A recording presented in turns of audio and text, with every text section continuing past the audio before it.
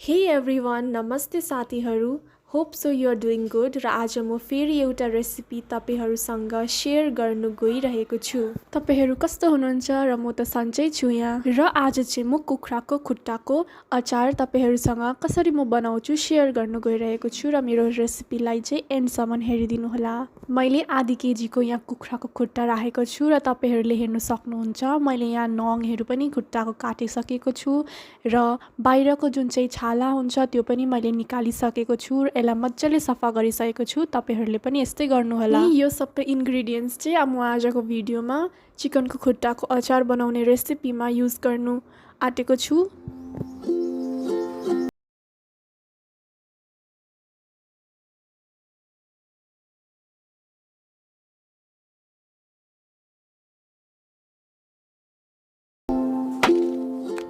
र यसरी नै मैले ग्यासमा एउटा प्यानलाई बसाएँ अनि त्यसमा मैले सरसोको तेल हालिदिएँ. मैले सरसोको तेलको युज गरेको छु. तपाईहरूले रिफाइन्ड ओइल या फिर कुनै पनि तेल युज गर्न सक्नुहुन्छ.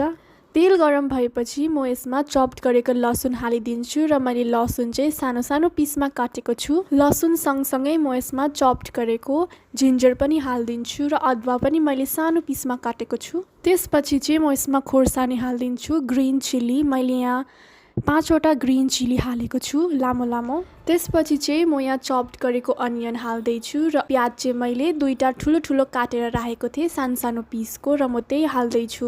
र यो सबै हालेपछि चाहिँ एकपल्ट सबै कुराहरूलाई मिक्स गरिदिनु होला. र अब चाहिँ मसलामा मैले यहाँ हाल्दैछु हर्दी अनि रेड चिली पाउडर. मैले रेड चिली पाउडर चाहिँ कश्मिरी मिर्च हाल्दैछु. तपाईहरूले आफ्नो चोइसको हाल्न सक्नुहुन्छ, ओन्ली फर कलर.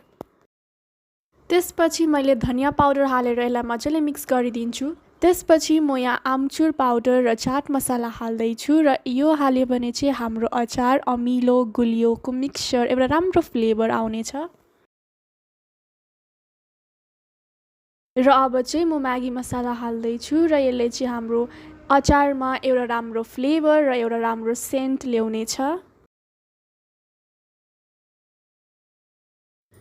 र अब चाहिँ म सल्ट हाल्दैछु. तपाईहरू पनि आफ्नो स्वाद अनुसारको नुन हाल्नुहोला. र सबै मसलाहरू हालिसकेर एकचोटि सबै मसलाहरूलाई चलाइदिनु होला. त्यहाँदेखिको म टोमेटो पेस्ट हाल्दैछु र मैले 2टा ठुलो ठुलो टमाटरलाई ग्राइन्ड गरेर राखेको थिएँ. यसको पेस्ट बनाएर अहिले म त्यही हाल्दैछु. र टोमेटो पेस्टलाई मजाले मिक्स गरेपछि यसमा टिमुरको पाउडर हालिदिनु होला. र साथीहरू कोहीजनालाई टिमुर मन पर्दैन होला, तर टिमुर अचारमा हाल्यो भने एउटा राम्रो सेन्ट आउनेछ. यसले चाहिँ अचारको स्वाद बढाइदिनेछ.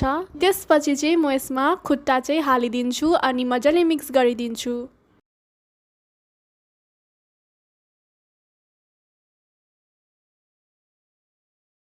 र यसरी नै खुट्टालाई चाहिँ मसलाहरूसँग मजाले मिक्स गरिदिनु होला.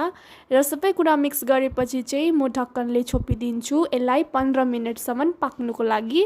तपाईहरूले पनि त्यस्तै गर्नुहोला. र 15 मिनट भएपछि चाहिँ ढक्कनलाई निकालिदिनु होला. र यसरी नै हाम्रो चिकनको खुट्टाको अचार रेडी भइसक्यो. र हेर्नुहोस् त कति राम्रो देखिँदैछ. र हजुरहरूले पनि यसरी नै आफ्नो घरमा बनाएर खानुहोला. यसको फ्लेभर चाहिँ सुगरी र सल्टी सबैको मिक्सचर आउनेछ. हजुरहरूलाई कस्तो लाग्यो यो भिडियो कमेन्ट गरिदिनु होला. अनि मेरो सिकास किचन च्यानललाई सब्सक्राइब अनि यो भिडियोलाई लाइक र सेयर गर्नु नभुल्नुहोला. Thanks for watching. Bye by.